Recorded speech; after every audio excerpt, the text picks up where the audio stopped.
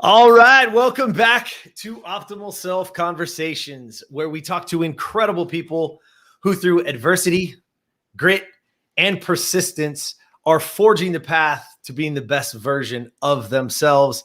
They join us to give you, the listener, the tools to do the same.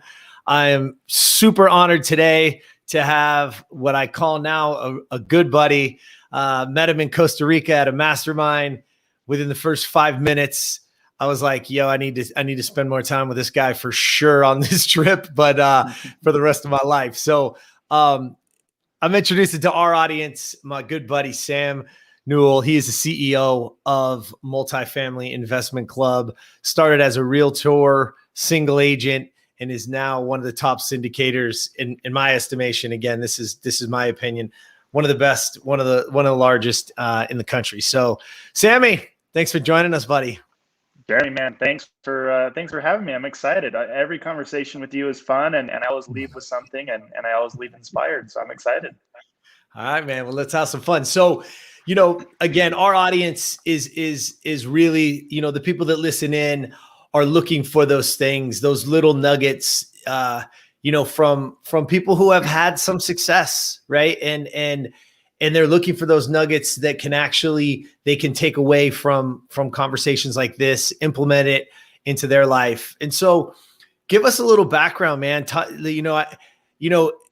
funny. And I always say this is that we always see people on the top of the mountain, right? Like we always see them when they're up there, I'm watching the Olympics right now. Right. And you see, I saw the guy up there, man, he was crying. He stands up there with a gold medal. And I think, wow, that's incredible. We see him at this incredible part, right, of his life. Yeah. And in the back for me, as I know, being an athlete, being a business owner, I'm like, yo, that was a lot of early mornings. That was a lot of late nights. That was a lot of not going out with your friends. That was a lot. Like there's so much sacrifice to get to whatever the top of the mountain is for us as individuals. And here you are now.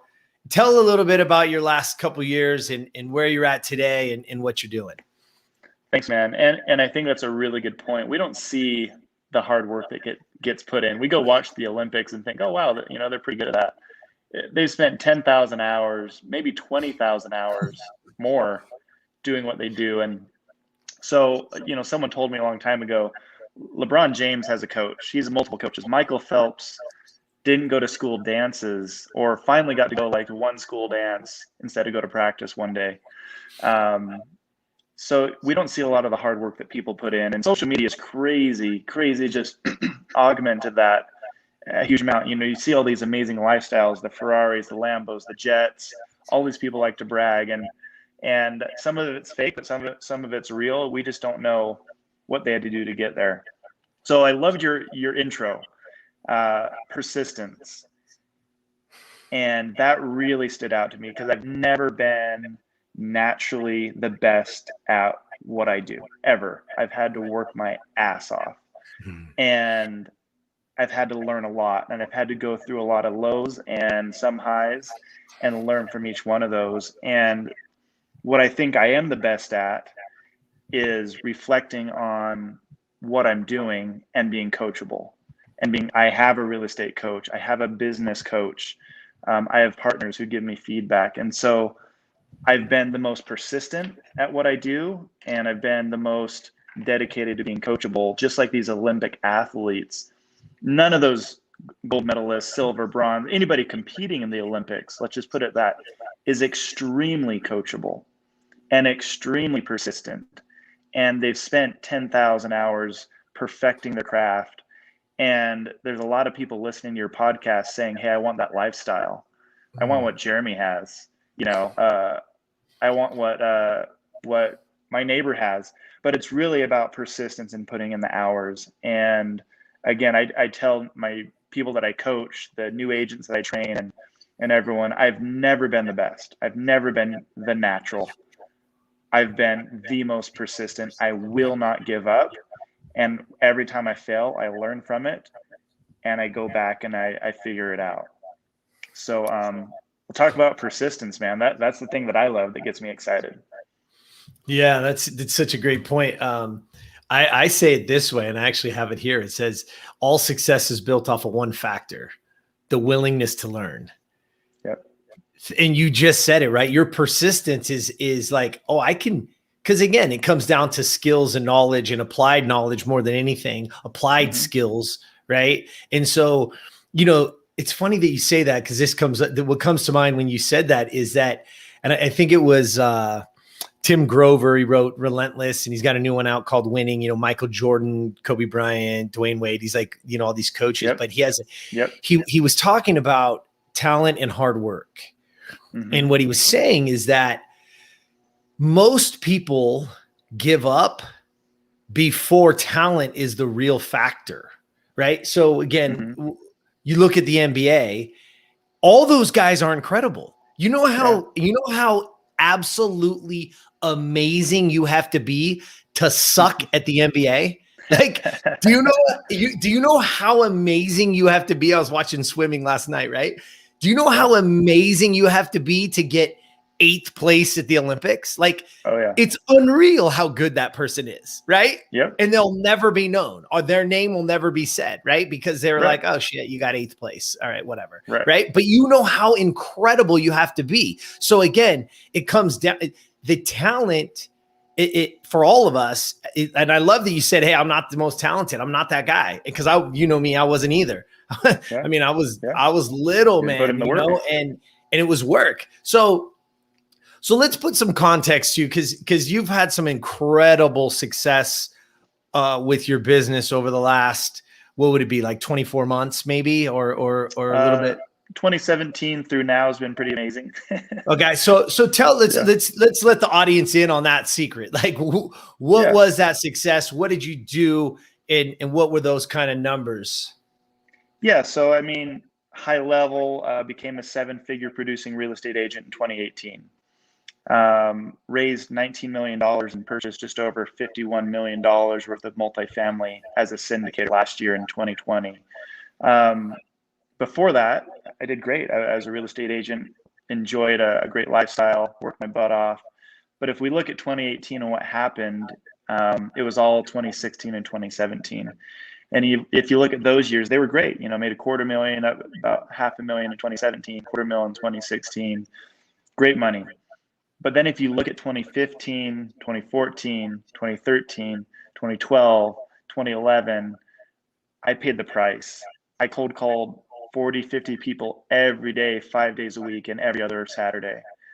And rain, snow, I knocked doors. I remember getting a listing appointment in December. It was 15 degrees out in a blizzard, and I had a buyer that needed a house, and I was knocking doors looking for a house for this buyer. And I got hired. The guy said, if you're willing to bust your ass that hard in a snowstorm, I'll hire you. So it's stuff like that, cold calling. And before I got my real estate license, I knocked doors to pay for school. I was a janitor during the school year at BYU. And then during the summers, I'd sell alarm systems in whatever city they sent me to that summer, paid for school that way. And so it was a lot of hard work. And I've had a real estate coach the whole time, pushing me. And so it's been really fun seeing this success. But if we go back to the persistence aspect, there was days I really did not want to cold call 50 new people and then do follow up with the leads I had every single day. There was days I didn't want to get to the office by 7 a.m. to practice my skills and my scripts and to become a better salesperson. And there was months where the cash flow wasn't amazing and I was going off of blind faith and just knew that I had to push through the lows. And so 2018 was fun. It was amazing. But it felt even better because I knew the price I had to pay and the persistence for 8.5 years of real estate and cold calling 40, 50 people every day to get to that point. And that's been more satisfying, way more satisfying than the amount of money I made, is knowing that I was persistent and pushed as hard as I did. And the success was fun, but achieving what I achieved was absolutely rewarding without the money aspect. It was knowing that I became the type of real estate agent, producer, dad, husband, person that I wanted to be because I was persistent about it and wouldn't give up. Wow. So let's back out of that. I want to give everybody a second to digest it, because you were calling 50 plus people daily and every other Saturday. You Yep. door knocked in a blizzard. Like, and so the people that aren't in the real estate field, let's like, if they're in any sales business, and actually let's just take it this way. And I want to say it to you this way, and this is a quote that we use a lot here at Optimal Self that I say all the time, and it's excellence in anything increases your potential in everything. Yep. And what I heard right there, which is even intriguing to me, because we spent a lot of time together, and listening to you now, I'm like, wow, okay. Because again, I get to see you stand up and speak at a mastermind in this mansion on the beach in Costa Rica that, is just the most beautiful backdrops. Yep. and incredible time and everything. And you see it, and people hear that, right? You raised 19 million and bought 51 million in assets, and you're turning an incredible profit for your investors. And now you're this big syndicator, and it's wonderful. Yep. But, even for me, I'm like, okay, cool. But I know, okay, let me hear let me know what's really going on. Let me know how. Right. And so to hear that, and I want you to expand on this, because you said I was learning scripts and I was doing that. So again, excellence in anything, right? We have to get great, and we all have the ability to do that at the small skill, at the little thing, the small thing. Like, what's the thing that I can control? I can control what I say, what comes out of my mouth. I can control what goes into my brain. And that's what I'm going to get really good at. And then I'm going to go have these conversations with people.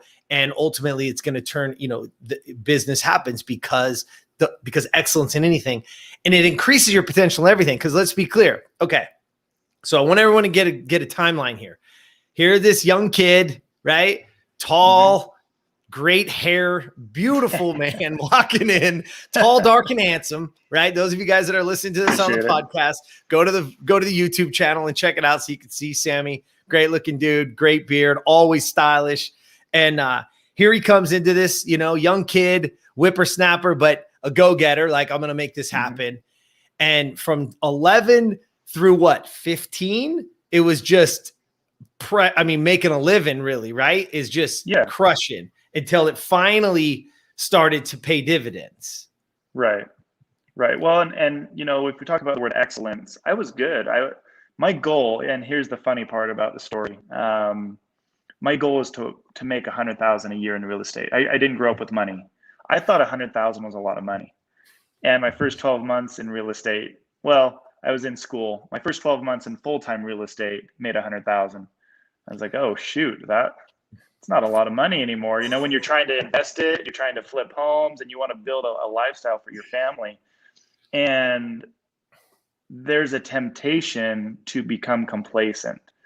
And it's weird how at 100,000, I was like, well, so I only need to sell 20 homes a year, and I can live like this. I can live comfortably. And my broker pushed me to expand my thinking, which I did. And he told me, Sam, someday you're going to make $1 million a year in real estate. I thought, this mother effer's crazy. What in the hell? $1 million? That's not for me. I could never do that. And he brainwashed me. The guy was just, I owe him the world. But he pushed me to be excellent. And he said, you're good. He's like, you're not that good. And luckily I was coachable, and I took that the right way, and every year for the next 5 years, I increased my income by $50,000 a year. And I pushed hard, and I pushed really hard, and I invested a lot of my money and kept myself not complacent through coaching and spending every dime I could on investments, which made me poor. So I had to go out and produce again because I kept investing everything I made. But it was a grind, and I'm glad that I was pushed to be excellent and had my mind opened. The thing, though, that I think he taught me the best, and this is an actionable item for your listeners, very few people will let themselves be held accountable. And that's what being truly coachable is. Michael Phelps and, Usain Bolt, they didn't just win all those races because they're fast. They had to push as well. And they maybe Maybe Usain Bolt isn't just naturally the fastest man in the world. Maybe he trained harder than everyone else. I don't know. I don't think we'll ever know. But I know I let myself be held accountable.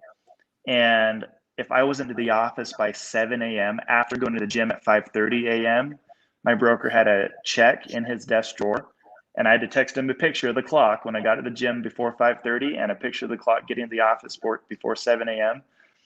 He would cash it for $1,000, and back then that was a lot of money. Still is. I don't want to lose $1,000. And there was zero excuses. I could be vomiting at 5 a.m. I still had to leave my house in a snowstorm. You know, there was no excuses not to get to the gym. And I would get there and I would like take a picture of the clock. If I was really sick, I'd go back and sleep in my car. Then I'd get to the office by 7 a.m. I'd push through, do my contacts for the day, go home and sleep off whatever I had if I was really sick. Usually I just ended up working and pushing through. But without that accountability in my life, I would not be where I am today. And I started increasing my accountability and said, okay, I'm not as good as the scripts I am. So every day for 1 year, I had an accountability to write out my listing presentation script. And I wrote it out full 5 days a week for 1 year until it was so good and so natural that I became a great listing agent. And then I did it with investors. And so what I realized is I wasn't happy being a low producer, or I wasn't happy not being an amazing dad. And so I started setting in these accountabilities with money attached and consequences attached, because the human nature that we all share is we're way more adverse to consequences than we are motivated by goals. That's right. And so I set a lot of consequences in my life for not becoming the type of person I wanted to become and producer I wanted to be. And I would say if you're listening to the podcast, accountability and setting painful accountability, allowing yourself to be coachable and held accountable is absolutely the best thing you could ever do. So well said. I love it. And I feel the same way, because in a lot of times, you know, for us, we're not, well, being accountable to ourselves is just not enough. It's not. It just is not enough. It doesn't work long term, because we can always let ourselves down. Because again, I've heard people say it. I've had people say it to me. It's like, oh, nobody else is getting hurt, just me. So it doesn't really matter. Right.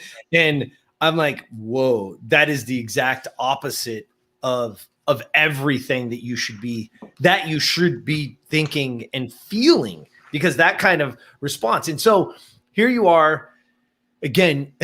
I hope people heard this. You every day I'm working on the skill, right? Because again, so because when I hear it, I'm like, okay, I'm in the office by 7. I'm like, well, you know, it's kind of rude. I mean, I know if I got a phone call at 7, I'd be pretty pissed. You know what I mean? So I know you're not calling people at 7, started right? At 8, not 7. Yeah, started at 8.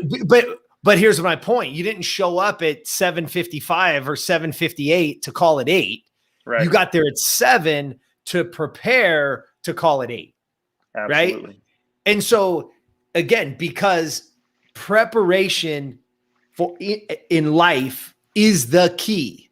Because if you'll prepare, and again, at Optimal Self, we call it setting your intention, right? Right. And literally principle 6 of Optimal Self, when you go through our principles, 6 is be intentional. And we have a whole, I have a whole entire series to teach you what that means and how to do it, right? Like every single thing is intentional. And so you're teaching yourself at a young age, at an age when success wasn't something that just came naturally. I didn't just walk into $1 million business, and here you are building it. And now you turn into $1 million producer. And I want people to understand that means you're taking home $1 million, right? People, and again, in our world today, you and I talked about this before, $1 million isn't a ton of money either anymore, right? We thought 100,000. I was the same way you were, man. 100,000. Yet I made 137,000 the first year I was ever doing it, and I was like, "This is the greatest thing ever." And I was like, nice. Well, and then the accountant calls and he's like, "Okay, you owe this much in taxes," and I was like, "Where am I going to get that?" He's like, "I don't know. You made 137,000, right?" Yep. Like, oh shit. Okay. So anyway, so here you are. You build this business, and you get to that $1 million spot, right? So you've created some habits that have got you there. Right. What again, I say it this way because I did a long podcast on Kobe Bryant a few months back, and I want to tribute because it's exactly you're exactly the same way. See, Kobe did not master basketball. Right. Matter of fact, he missed more shots than he made. Right? Mm-hmm. Like no one would ever say you're a master, right? If you right. think about it. But what Kobe mastered was the art of showing up, the art of getting his ass up and getting to the gym or getting to whatever. And I say that for this reason, because I want you to expand on your method, because if you look at Kobe's life, right? He mastered the art of showing up. He took more shots. He never missed a practice, insane cardio workouts, because he knew in the fourth quarter, you're going to be tired and I'm not. That's when I'm going to drop 25 on you. And we were down by 20. We just beat you by 5, right? And so here we go. But now let's fast forward. He retires. There's a really cool story about when he wrote his documentary, right? He produced his own film. He actually won an Oscar. I don't know if people know that are listening, but he actually, so he won world championships playing basketball. He also won the world championship making a movie. He wrote a documentary, right, called Dear Basketball. Go watch it, listen to it. It's phenomenal. Now listen, but the same thing happened. Those producers, those people that he got around him to produce this movie say the same thing. He was there before us. He had shit wrote out on the whiteboards. He was ready to go. He had books of stuff. He had plans. He had he was there hours before anybody else showed up. Right. Right. So again, he wasn't a writer. He wasn't a director. He never made a movie before, just like in basketball. He had never won a world championship in the NBA, but he mastered the art of showing up, persistence, grit, getting up every single day, even the days you don't want to, right? And so, it rolls over into literally everything he's ever done. So again, excellence in anything increases your potential in everything. So here you are, Sammy. You get to that point. Now you're $1 million real estate agent. Now what? Let's go back to Kobe really quick, because I love that example. And then I want to talk about Carmelo Anthony. Mm-hmm. Carmelo Anthony entered the NBA as an NCAA champion with Syracuse. He entered the same year as LeBron James. And I love this example when I coach my new agents or talk to my coaching students. There's one difference between the two. They're both 6'8", physically they're specimens, the most talented dudes and they're my same age. So it's been fun watching them. Carmelo might make it the Hall of Fame just because he's made a lot of shots. But the biggest difference between Carmelo and LeBron is LeBron's willingness to show up and learn how to become a champion. He had to put in the effort. Carmelo stopped at his talent. He was extremely talented and physically gifted. That's basically his career. LeBron put teams on his back, and his mental ability to just will his team to a championship, to come back from 3-0 against Golden State. Carmelo's not a championship. He's not a champion in my mind. He's not a champion. LeBron's, physical gifts and talents aside, LeBron's a champion. And so that's a great example I like to think about and talk about. So I'm sorry I got distracted. Repeat your last question, but I had to. No, you're right on it. That's perfect. And it's a great segue. And for people to understand is that, you and I love sports. I'm an athlete, you were an athlete. So, but all of those attributes we're able to use in our lives today, in our business today. So here you are building the habits that it took to make $100,000. Right. Mm-hmm. And then those habits rolled over into a couple new habits that got you to $250,000. Right. And then those habits, right, that I have now, and those are $250,000 habits. And I want people to understand this. $250,000 habits don't get you $1 million. They get you $250,000. So if you're not willing to learn, if you're not willing to grow, and that's not bad, but those are $250,000 habits. They're not $1 million habits. So I had to Right. learn something new to get to the million. And now here I Right. am at $1 million. And guess what? Now I got $1 million habits. But Right. what's the next step? So what were those things? How do you see it? Right. And how did that transfer and into your life? I mean, because now let's be clear, you've gone on to raise $19 million, by 50 plus million in assets. And I believe you're looking at something else right now. So Yeah. Yeah. so how did that happen for you? What does that look like? Yeah. So going back and sorry, I got sidetracked there, but yeah, going back to your question is the excellence in anything increases your potential in everything. Actually, I mean, it's a perfect quote, because as I became more disciplined and more accountable in my real estate career, I said, okay, I'm a dad now. You know, we had Heidi in 2013. I'm going to read all the books. I'm going to become the best dad. How am I falling short? And I'd analyze myself and then talk to my real estate coach about it. You know, he's a dad. And we had Liam when in 2017. And I was able to step away from the office and have my office at the house. And so as a dad, I've always wanted to be a great dad, but I'm not naturally a perfect dad. And so I absolutely wanted to give my kids the best I could be. And as a husband as well. Now I'm actually in the middle of a crazy divorce with some situations. It's sad. It's sad, but I was telling a friend I gave everything I could, and my ex walked out on me and the kids, and it's sad. But I was telling actually a gal I'm dating, what's interesting is I have a badge of honor that I can wear, that I did give 100% everything I possibly could, and I strove to give more every year and every year. And there are some things that are out of your control. And so that's where the persistence comes in and self-reflection comes in. And yes, I could have done more, and I'm reflecting and working on how I can be a better person. But as a business partner, I'm learning. As a partner, I'm learning. And I will not give up until I am better. And there's no end goal in becoming better. I can't just say, okay, I've arrived.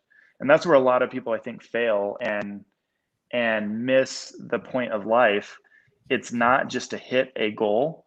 It's about, well, you know, that banner behind you, optimal self. There's no definition of what my optimal self is. There is zero definition. The only definition I have is better.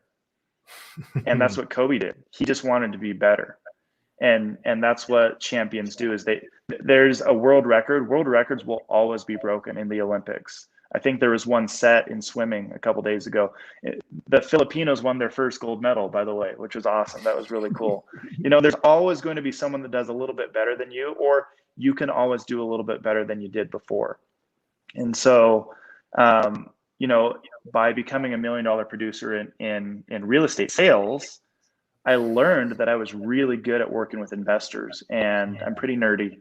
And I was really good at finding the best investments and helping people with building their portfolios. And that allowed me to buy $50 million worth of properties last year with other people's money, with their money, and get the trust and earn the trust, and now produce amazing results for them. They're making a ton of money and they're so excited. They love it. And this year we're going to buy another 50 million. Next year we're probably going to buy about $100 million worth of multifamily because of the momentum. But it took a lot of work. And my next relationship is going to be that much better because I'm willing to be coached and receive feedback. And as a dad right now, I am getting better. I'm working consciously on being a better dad. I just hired a CEO coach to become a better CEO and a better business partner. And so what was amazing for me, and this is really a life-changing experience, is I built the habits and my confidence grew. And as a person, I really felt like I blossomed in 2017, 2018. And that's when I really started believing that the sky's the limit. And I had so many self-limiting beliefs in every aspect of my life. And it took a lot of years of discipline and hard work. But with discipline and hard work comes confidence in yourself. And that's why accountability is so important. Because when you're true to yourself and you do what you say you're going to do, confidence comes, and that affects every aspect of your life. And, you know, I'm in the middle of a nasty divorce, and people ask me how I'm doing, and I am fantastic.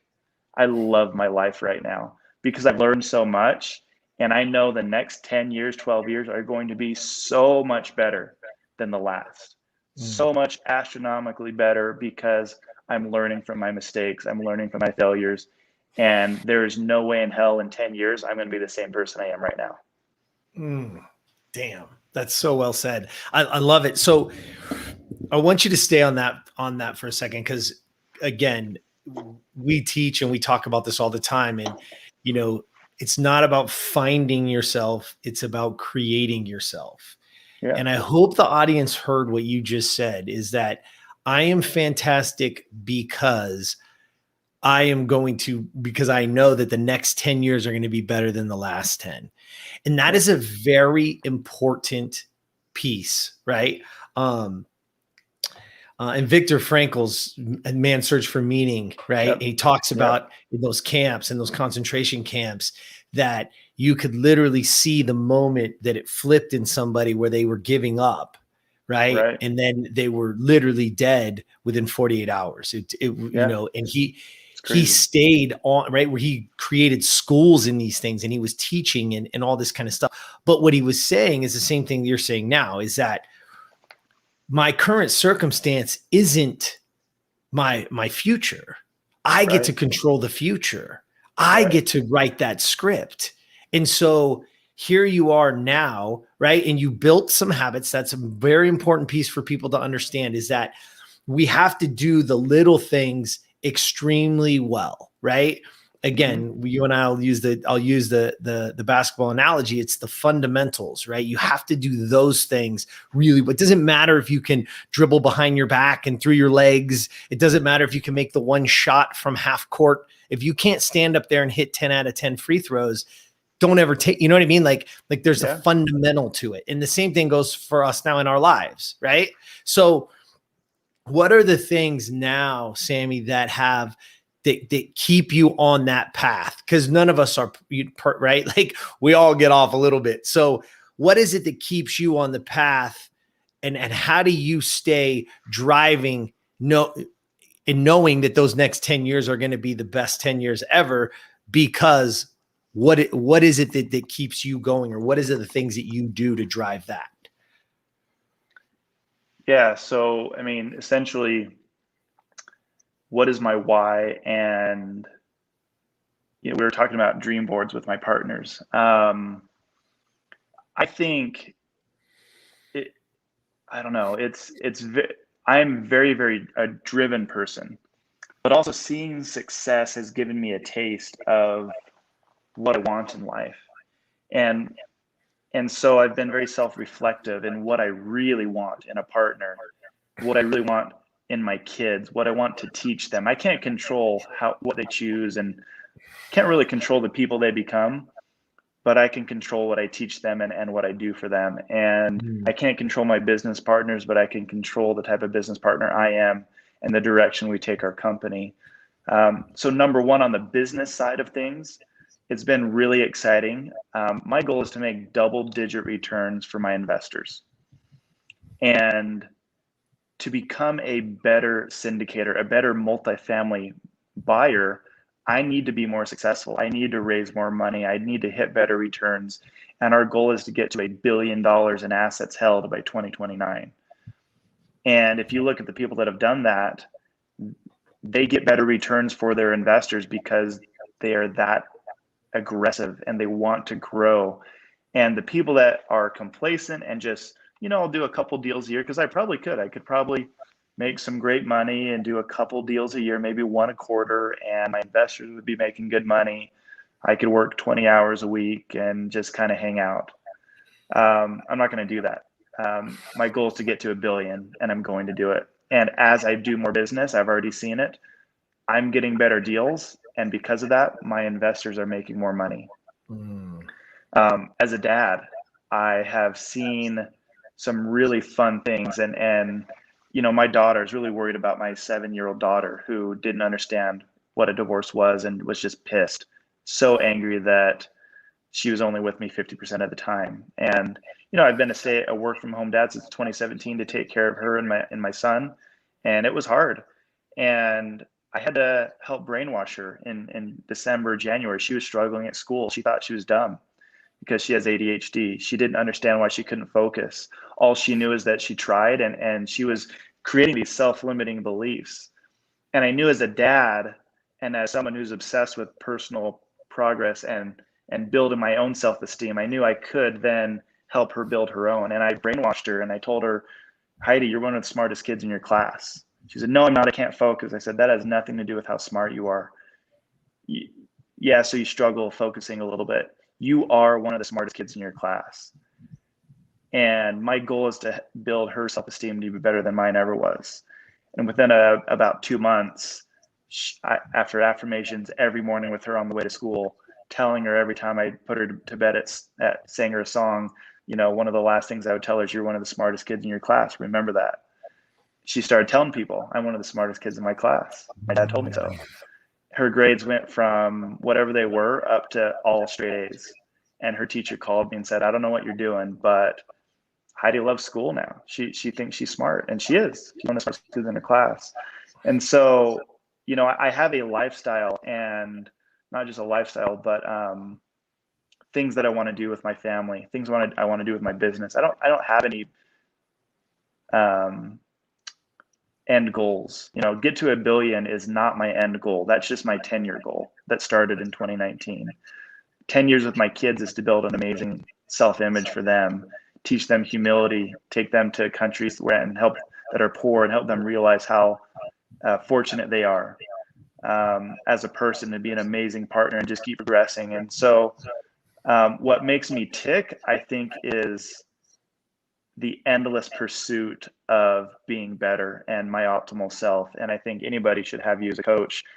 I have 2 coaches right now, and I didn't tell you this in Costa Rica, didn't tell you this now, but when I finish with one of the coaches and I have the mental capacity, I'd love to be coached by you.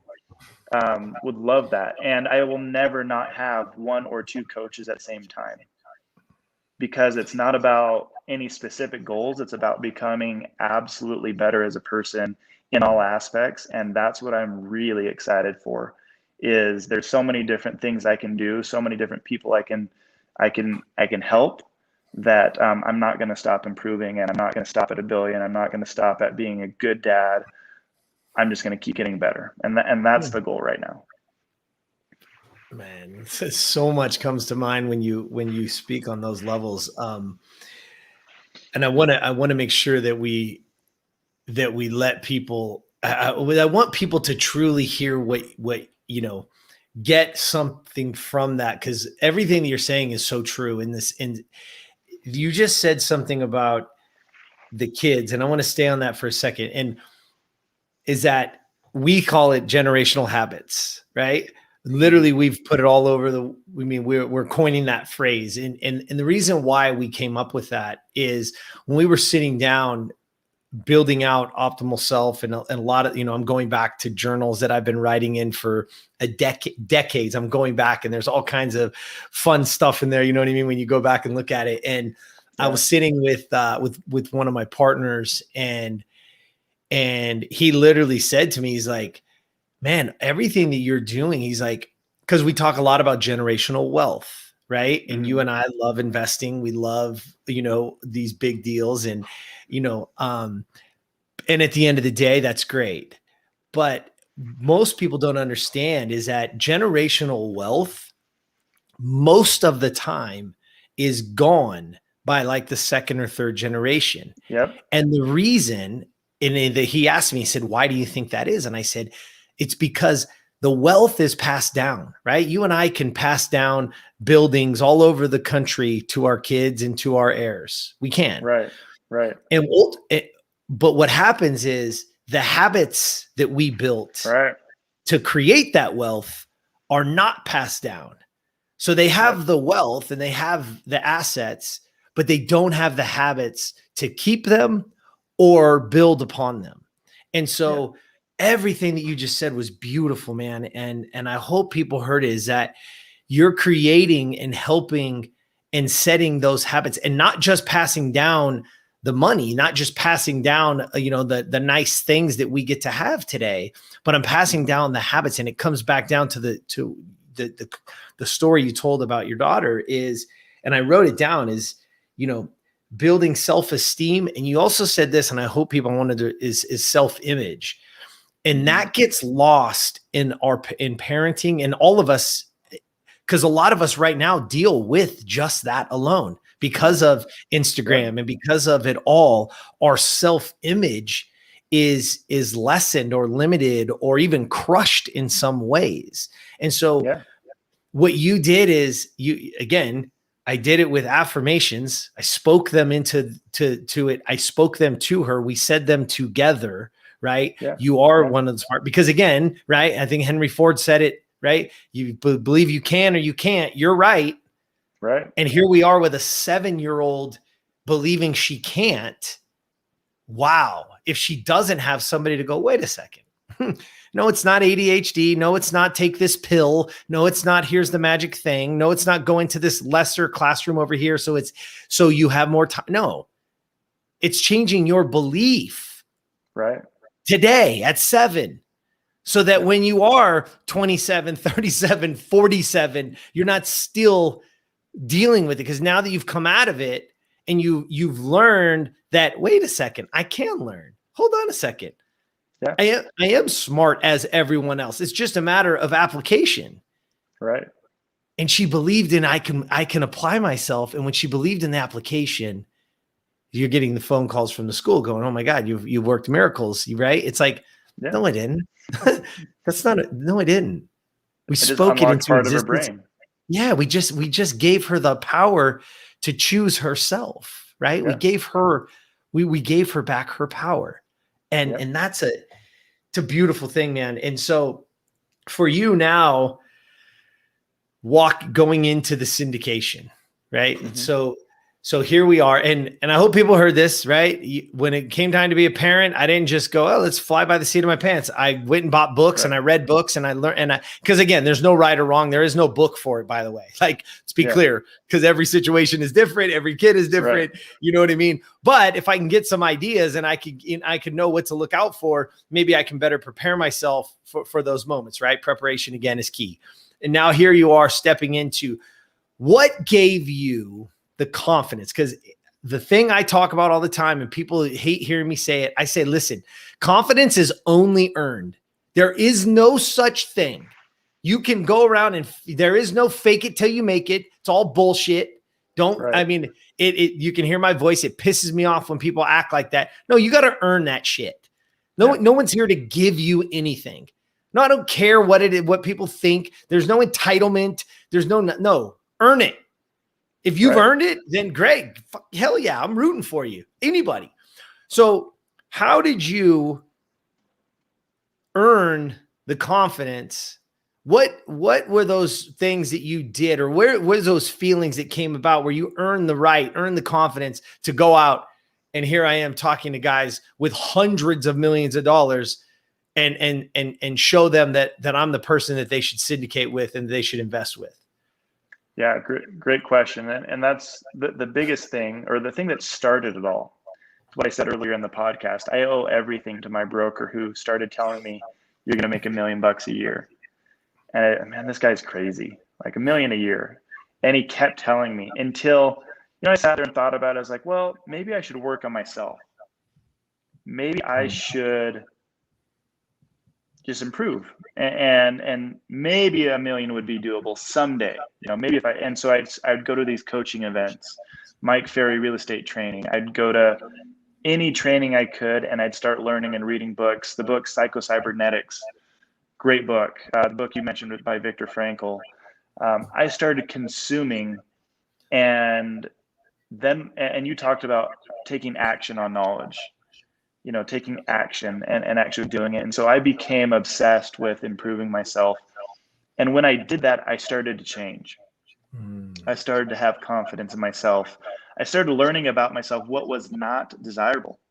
And then in Costa Rica, I challenged a number of people. And I said, I will send you a $100 gift card if you'll send a simple email out to your 3 closest friends and family, or 3 people of your choice.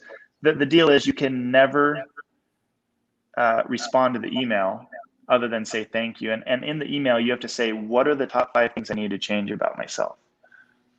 Please be brutally honest. And I did this over and over again with a number of different people because I wanted to improve so badly. And as a person, that's where I learned truly what was absolutely undesirable in my personality and my habits as a person that I had the power to change. And I'm still not there. I still have things I need to improve on, but it was probably 2014 when I did this, 2013, 2014. And I saw a huge difference in my business, the way I was received by my other realtors in my office, by my ex-wife, by my friends. And I worked so hard at changing those negative habits and then improving my good habits and my good attributes. My confidence changed as a person. And it was just the same thing as practice. I practiced being a happier, nicer, more authentic person and caring about others, because I did care. I just didn't show it a lot of the time.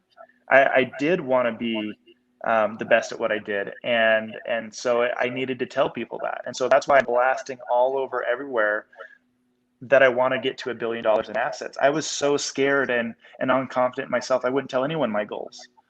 And now I'm telling everyone, hey, hold me accountable. I better get to $1 billion by 2029. I don't know how I'm going to do it. That's crazy. That's a lot. That's a huge portfolio, but I know I can. And so, just improving myself and practicing like crazy. And then the stars aligned. I saw opportunities come that would have never come my way had I not improved myself, had I not had the right coach in place. And here's a funny story for you. I was just in Las Vegas 2 weeks ago at the Mike Ferry real estate training. And there's this coach, we call her G Money. She's an older, I don't want to call her too old, but she's older than me. She was listening to one of my prospecting calls. I was at a prospecting clinic in Las Vegas, which I went to a ton of to become better at cold calling. And I hung up the phone and she puts her arm around me. She goes, Sammy, you kind of sounded like a little bitch on the phone. She gives me this hug. She's like, what the hell, man? That was terrible. That was, and I was frustrated. I'd been cold calling all day. And it was people like that who have given me the ability to learn. And I gave her a huge hug when I saw her 2 weeks ago in Vegas. Now she's one of my favorite people. And we laugh, we laugh at where I came from and where I am now. But it was people like her who were authentic and honest with me, who taught me how to be authentic and honest and helped me improve. And so if you don't have those type of people in your life, that's why I hire coaches, is I want to know how I can improve. And if you're a coach and you're not being honest with me, then you're fired. You're absolutely fired. If you're my friend or you're my business partner and you can't be honest with me and we can't have a good relationship where you say, Jeremy, what the hell, dude, that thing you said yesterday, that was total BS. Like, that was offensive, or that was not professional. Here's how we need to do it from now on. If I can't say that to you as my business partner and you can't receive that and say, thank you for letting me know, I'll improve, then we're not going to be in business together. So that's how I approach my life now in my relationships. And again, with the goal is to improve. So now I'm talking to investors with 100 million, or I'm on this guy's yacht. He's worth 50 million. We're talking about real estate and I feel comfortable. I couldn't sell a house over 300,000 when I started my career because I thought that was a rich person. And I was scared of rich people. And now I'm like calling Rand up. Hey, Rand, when are we going to cruise on your yacht again and talk about the next $50 million deal that we're doing together? So it's been a progression, but you've got to have the people in your life and be willing to hear that negative feedback. It's painful and embarrassing, but you got to work on it. So send an email out. If you want an actionable item for this podcast, tell people to send an email out, say, what can I improve? I'm not going to come back to you and try to justify why I act that way. I'm just going to say thank you for the feedback. If you'll do that, you'll see how you can improve. That's that is, and that's a difficult thing, right? Most of us, because we don't want, we don't want to hear it a lot of times, but man, if you can take it as constructive and you can look at it and say, okay, Like, and especially if you get it to three people and three people, of those five things and three people say one of them is exactly the same. Yeah, it might be something I need to work on. And there's a quote, and forgive me, I don't remember who has said it, but I've heard it in several different places. And it says your business grows to the extent that you do. And man, you are a spitting image of that. Is as I got better, my business got better. As I created, as I created a better me, more opportunities came.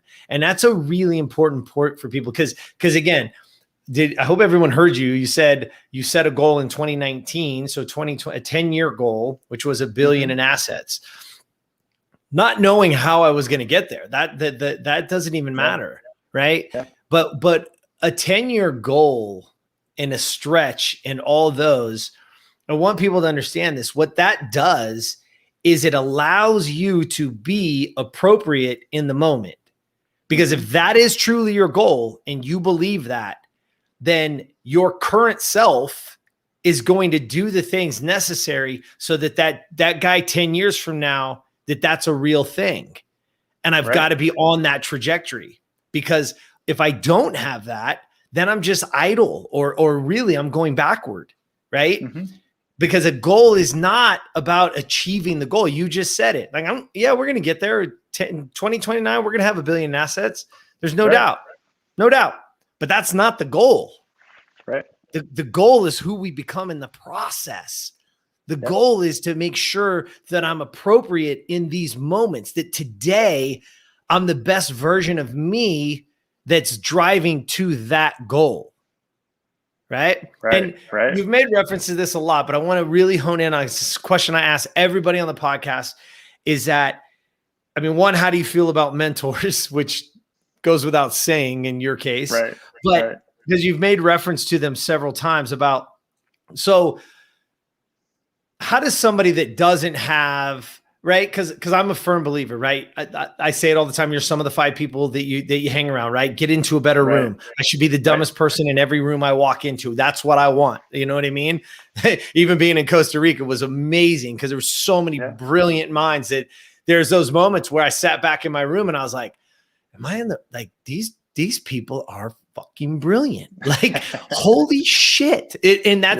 I love that feeling.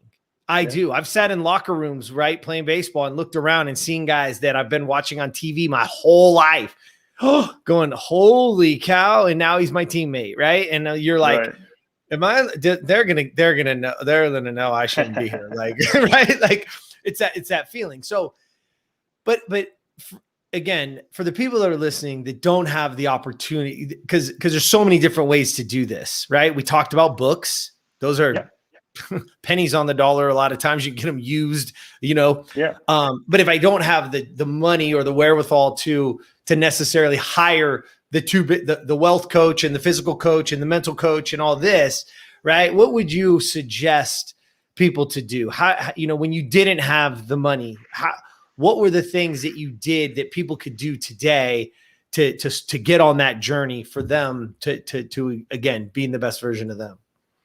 Yeah, man. Really good question. There's YouTube University and there's the podcast university. I think I'm going to send my kids to school, to get a university degree, to get their bachelor's. But I think the most valuable education someone can get is from the podcasts, and the free content that exists in our day is insane. I've learned more about starting a fund in a real estate syndication from 2 or 3 free podcasts than I've ever read in a book or gained by the $50,000 in courses that I've taken. And that's not to discount the courses because they were vital and fantastic, but I can listen, driving around, I can listen to a couple podcasts a day. And that's why your podcast is amazing. So guess what? They can be coached for free and mentored by Jeremy by listening to your podcast. There's nothing better than that. And they should save their money and then hire you as a coach. Like, like that's the only answer. Podcasts until you can afford a coach. Podcasts and educate yourself and stop watching freaking TV. I don't watch TV. I listen to podcasts in my car. I go home and I spend time with my kids and I work. And then when I go back to work, I'm listening to more podcasts. and I'm learning. And there's stuff that I'll spit out to my partners. And they're like, "Where did you learn that?" I'm like, "Oh, just, Joe Fairless's podcast. He has way more money and assets than I do." And it was free. The guy shared the stuff for free, man. So listen to Jeremy's podcast and get free mentoring and learn and save your freaking money. Stop watching TV, get a side hustle, and go hire a coach. Because that's the only real answer I can give is hire a freaking coach. And until you do, there's plenty of free material out there. Mm. Well, one, I appreciate those kind words. And, that is why I walk Earth, man. I mean, literally I write it every single morning. My mission is to help and inspire people to change behavior through belief and action so they can be the best version of themselves. And, I appreciate those words for sure. And so this is the part of the show that I call quick hitters. And so quick hitters is just fun. Just off the top, what hits you when you feel this? And so the first word I want to share with you and tell me how it affects your life, how it is in your life, or just flat out what it means to you when you hear it. All right. Quick hitters. Here we go. Discipline. Jeez. Allowing yourself to be held accountable. Because I'm not the most disciplined. I'm not the naturally best, but I will allow people to hold me accountable. And so discipline's a funny word, man. That people think you have to be naturally self-disciplined, and that's not the case. So get help being disciplined. Help yourself by allowing other people to help you become disciplined. Well said, brother. Well said. And the final one is impact. What does that mean to you, and what do you want to leave on this earth or your children or whatever? The money really doesn't matter. It's fun. It'll help you help others. The more money you have, the more people you can help. The examples you can set, the employees you can pay for their lives and pay them more money. But at the end of the day, every relationship matters. And so everything I do, I actually sent a text out to one of our property managers in Dallas today. She thought I was blasting her on one of my TikTok videos I made. And I said, "Maria, I am so sorry. Your boss messed up, and you unfortunately received some criticism that was not meant for you. We love you to death." I sent her a $200 gift card, and I said, "Maria, we love you." And I sent her a text today, said, "Maria, we love you to death. I'm so sorry." And then I think maybe that's something a lot of people would do, but I also think that there's people that probably wouldn't feel too bad. That's just an employee, that, well, they should have been doing better anyways. They should have helped us. But I wanted her to be very clear the fact that we love and appreciate her, and that's how I want to treat people. I want people to be treated fairly. I want my partners to be treated fairly. I want my kids, everybody I come into contact with. And at the end of the day, that's what brings true happiness, is treating people right, being honest, and being a good person, and giving credit where credit is due. And when credit isn't due, or when someone needs to improve, being loving and doing it in a loving way. And that's the impact that I think benefits both people the most, is helping others, being patient with others, treating people right, and being a happy person. We're pretty pissed at one of our property managers right now, but we're also saying thank you for doing what they do right. And so having gratitude and happiness through whatever you're going through is really, really important. Well said, man. I agree. It's funny. We were away this weekend, and we got to our destination. We were out at a lake. It was pretty hot, and I jumped in.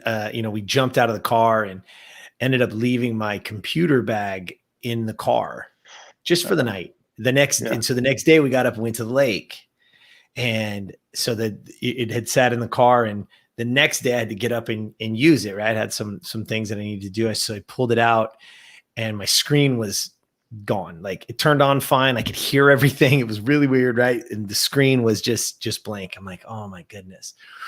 And so I took it in. I bought it at Costco. And so I took it into Costco, and I you know, it didn't have a lot of extra. I had my receipt. It was literally it was 1 day away from being 4 months exactly. Okay. And I just walked up. I said, hey, you know, screen went blank, and she, you know, okay. And she pulls it up. She turns over to this other lady, and they start having a little conversation. I can't hear what they're saying. And she comes back and she's like, it's a 90-day return policy. And I was like, and I didn't know the dates because it wasn't doing the math in my head. Right. Yeah. So I was on like, you know, 118 days. Right. Yeah, so I'm and she's like, but my manager, she walks over and she's like, hey, we're going to take care of that for you. Let's just see if we have any available. Right. Wow. So they take care of it. I'm like, oh, thank you. You know, like, obviously I'm like, wow. Thank you very much. So she does the whole thing. She gives me it, walk over to the cage, give them this number, blah, blah, blah. They give it to you. Oh, hey, by the way, this new one it's actually on sale today. You're actually going to get $100 back. Wow. So here I am turning this in, and I'm getting a brand new one, and they're going to give me $100. Right. And I'm like, holy cow. So I go over and I do it all. And I literally walk out, go down to grab my car, go across the street to another store, get a gift card, get a card, wrote her a card and a $100 gift card. And I came back and I awesome. Walked back in and I said, hey, I just, I wanted to say thank you. And she said, what is this for? And I said, there's 1,000 different ways that you could have answered this, know, and you would have been right. You have a policy. This is what it is.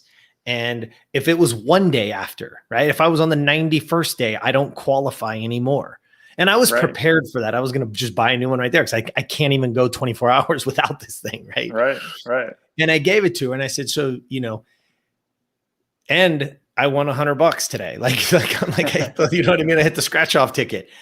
Yeah. But I said, I didn't earn that. You earned that. And so I want you to have it and you go have dinner with your husband, your family. And thank you. She started to cry. She's like, I've been doing this job she's like, I've been working here. I've worked here for 18 years. No one's ever done that before. And I was like, all I want to say to you is thank you. Thank you, because you went above and beyond, and that should be commended in any way, shape, or form. And I didn't earn that money. You know what I mean? Like that didn't belong. That's how I felt. It didn't belong to me. Like, look, I got the chills right now. It didn't belong to me. And there's no way, there was no way I was taking that. Yeah. You know what I mean? There was no way. So what could I do? Here's a person that went above and beyond. Right. And I was super grateful. And, all of us and you and whoever else is out there listening is find those moments. You know what I mean? Not just like that or anything, but find the moments that you can be grateful for something. Look for the good in every situation. Because if you look for the shit, you're going to find more shit. If you think the world is caving in, or if you think that whoever's against you or whatever it is, then that's the narrative that you have. Right. And what I'm taking away from you today, Sammy, and the many and all, the conversations that you and I have had over these last few months is that, I get to create me. I get to build my happiness. And we didn't get deep into the story of, your ex and the divorce and what you've been going through, and her just up saying, I don't want to be a mom anymore. I don't want to be a wife anymore. I don't want to do that shit. I'm out. And here you are going, wait, hold on a second. That's not how this works. Right. That's not how it works. It was just to get up and go, hey, I don't want to do this anymore. Right. This isn't just to give them back. Like, that's not how it works. But again, people need to understand is that you have taken that and turned it into a positive, as negative as it can be, and the hurt on the kids and all these things. And here you are helping your daughter with self-image, and your son as well. And so it's like, I want people to take away today that I want them to know that even in your darkest hours, even in your lowest moments, man, you're the you're going to wake up tomorrow and you get to create that day. You get to be in charge. Well, and I'm going to interrupt you right there. Please. The beautiful thing, and no, I'm not perfect, but the thing that I feel really good about is I left everything on the table. I busted my butt to be an amazing dad and work from home dad since 2017 to help with issues that were going on with depression and what you just mentioned. And no, not being perfect, but knowing that I was conscious and every week, every month, every year trying to be better and putting forth, as our friend Deadpool, if you've seen the Deadpool movie, maximum effort, maximum effort in every aspect of my life. And that's why I'm such a happy person right now is, yeah, that was pretty shitty the day before Thanksgiving, having that go down and worrying about the kids constantly. And by the way, closing $36 million worth of multifamily deals between Thanksgiving and Christmas in the midst of all that with these amazing partners of mine and them coming to bat for me and all of us with the same mindset of we're going to get better, we're going to improve, we're going to get to $1 billion. And guess what? Getting to $1 billion absolutely involves us being good families, having good home relationships. My business partner is also a work from home dad. And on our Zoom meetings, his 2 little kids are on the meetings after that. People will text me like, why the hell are his kids there? I'm like, well, his wife works and he works. And sorry, it's a distraction, but we love our kids. And that's the type of company we have.